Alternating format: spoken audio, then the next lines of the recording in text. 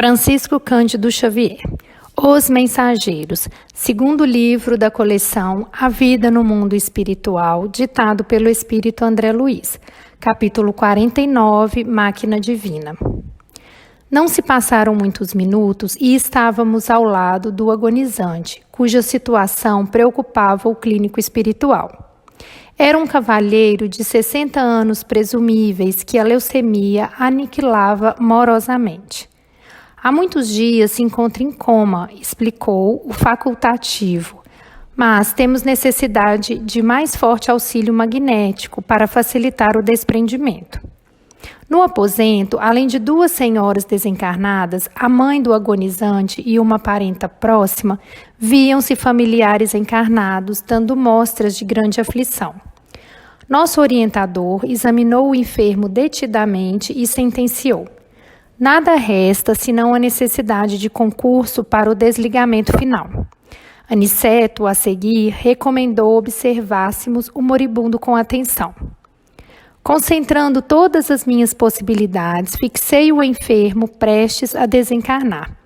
Notei com minúcias que a alma se retirava lentamente através de pontos orgânicos insulados.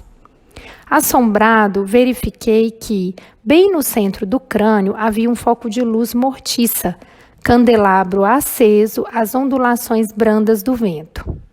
Enchia toda a região encefálica, despertando-me profunda admiração. A luz que você observa, disse o instrutor amigo, é a mente, para cuja definição essencial não temos, por agora, conceituação humana.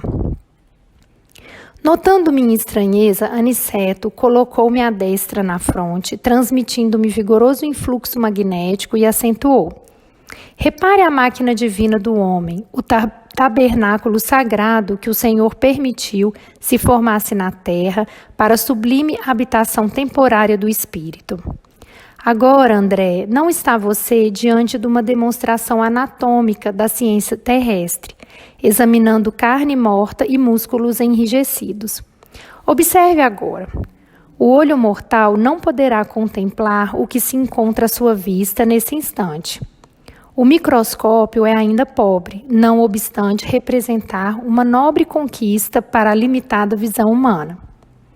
A cooperação magnética do querido mentor modificara a cena e fui compelido a concentrar todas as minhas energias a fim de não inutilizar a observação pelo golpe do espanto. A luz mental, embora fosca, tornara-se mais nítida e o corpo do moribundo agigantou-se, oferecendo-me espetáculo surpreendente aos olhos ansiosos. Parecia-me o corpo agora maravilhosa usina nos mais íntimos detalhes. O quadro científico era simplesmente estupefativo.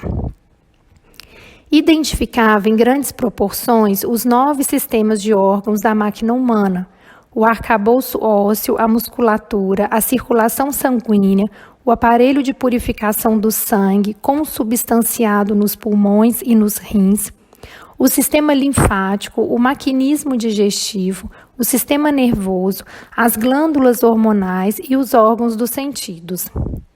Tal revelação histológica era diferente de tudo que eu poderia sonhar nos meus trabalhos de medicina.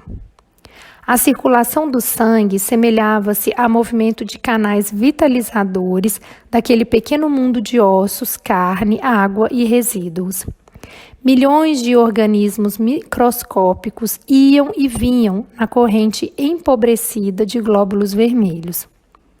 Presenciava a passagem de formas esquisitas, à maneira de minúsculas embarcações carregadas de bactérias mortíferas.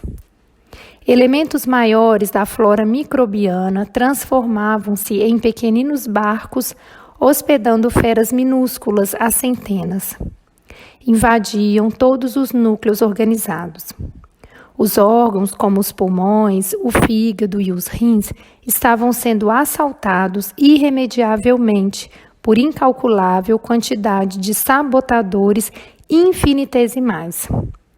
E à medida que se consolidavam os micróbios invasores em determinadas regiões celulares, alguma coisa se destacava lentamente da zona atacada, como se um molde sempre fosse expulso da forma gasta e envelhecida, reconhecendo eu, desse modo, que a desencarnação se operava através de processo parcial, facultando-me ilações preciosas. Reparei que algumas glândulas faziam desesperado esforço para enviar aos centros invadidos determinadas porções de hormônios que eram incontinenti absorvidos pelos elementos letais. O plasma sanguíneo figurava-se líquido estranho e gangrenoso. Pela excessiva movimentação da onda mental, observei que o moribundo tentava readquirir a direção dos fenômenos orgânicos, mas em vão. Todos os complexos celulares atritavam entre si e as bactérias pareciam gozar o direito de multiplicação crescente e festiva. Está vendo a máquina divina formada pelo molde espiritual pré-existente? Perguntou Aniceto, compreendendo-me a profunda admiração. O corpo do homem encarnado é um tabernáculo e uma bênção. Nesta hecatombe angustiosa de uma existência, pode você reparar que todos os movimentos do corpo estão subordinados à administração da mente. O organismo vivo, André, representa uma conquista laboriosa da humanidade terrestre, no quadro de concessões do Eterno Pai. Pode você, agora, identificar os movimentos da matéria viva. Cada órgão é um departamento autônomo na esfera celular, subordinado ao pensamento do homem. Cada glândula é um centro de serviços ativos. Há muita afinidade entre o corpo físico e a máquina moderna. São ambos impulsionados pela carga de combustível, com a diferença de que no homem a combustão química obedece ao senso espiritual que dirige a vida organizada. É na mente que temos o governo dessa usina maravilhosa. Não possuímos aí tão somente o caráter, a razão, a memória, a direção, o equilíbrio, o entendimento, mas também o controle de todos os fenômenos da expressão corpórea. Na sede mental e, consequentemente, no cérebro, temos todos os registros de distribuição dos princípios vitais aos núcleos celulares, inclusive a água e o açúcar. Os centros metabólicos são grandes oficinas de trabalho incessante. A mente humana, ainda que indefinível pela conceituação científica limitada, na Terra, é o centro de toda manifestação vital no planeta. Cada órgão, cada glândula, meu amigo, integra o quadro de serviço da máquina sublime, construída no molde sutil do corpo espiritual pré-existente. E, por isso mesmo, chegará o tempo em que a ciência reconhecerá qualquer abuso do homem como ofensa causada a si mesmo. A usina humana é repositório de forças elétricas de alto teor construtivo ou destrutivo. Cada célula é minúsculo motor, trabalhando ao impulso mental. Aniceto calou-se por momentos e, enquanto eu via aterrado os mais estranhos fenômenos microbianos no corpo do moribundo, volveu ele à palavra educativa. Vemos aqui um irmão no momento da retirada. Repare a incapacidade dele para governar as células em conflito. A corrente sanguínea transformou-se em um veículo de invasores mortíferos que não encontraram qualquer fortificação na defensiva.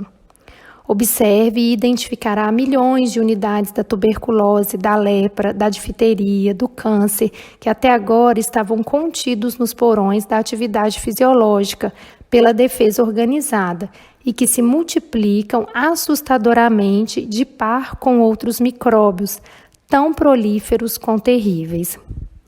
A nutrição foi interrompida. Não há possibilidade de novos suprimentos hormonais. O agonizante retrai-se aos poucos e ainda não abandonou totalmente a carne por falta de educação mental. Vê-se pelo excesso de intemperança das células, sobre as quais não exerce nem mesmo um controle parcial, que este homem viveu bem distante da disciplina de si mesmo. Seus elementos fisiológicos são demasiadamente impulsivos, atendendo muito mais ao instinto que ao movimento da razão concentrada. A falar verdade, este nosso amigo não se está desencarnando, está sendo expulso da divina máquina, onde, pelo que vemos, não parece ter prezado bastante os sublimes dons de Deus.